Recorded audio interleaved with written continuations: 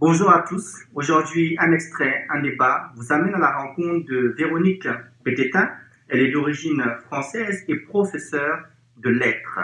Véronique réside au Sénégal depuis de nombreuses années et connaissant personnellement l'auteur, je peux vous dire que c'est une grande amoureuse de l'Afrique. Son premier livre, Renaître au monde, journal d'une grève, est apparu aux éditions Itinéraires. Un ouvrage autobiographique dans lequel l'auteur nous plonge dans une période difficile de sa vie.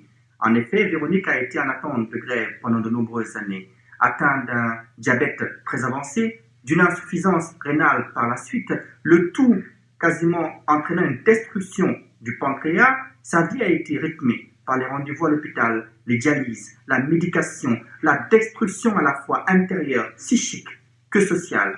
Un ouvrage bouleversant, mais tout aussi captivant, dont je vous invite à découvrir immédiatement un extrait. Est-ce que cela a commencé à Conakry? Les pulsations sanguines assourdissent le crâne toutes les nuits, puanteur dans le ventre, liquéfaction. Que se passe-t-il? Au-dedans qui échappe sans cesse. Toutes les années passées à détruire ce corps sont aujourd'hui terrorisantes. Les yeux restent grands ouverts dans la nuit après avoir été si longtemps fermés. L'enfant ne peut se rendormir. Trop d'êtres menaçants attendent son sommeil pour l'attaquer, déchiqueter son corps, le dévorer.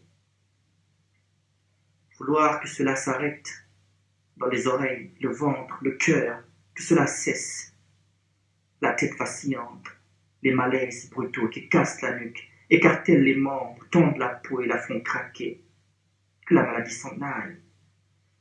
Savoir qu'il n'en sera rien, qu'il faut à la fois être active, rigoureuse, combattante et détachée de tout résultat.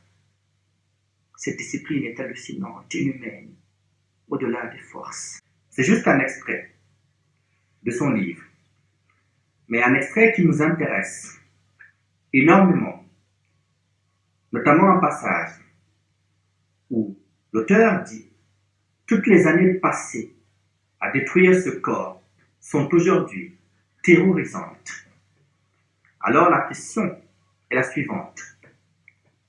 La santé et l'alimentation sont-ils indissociables?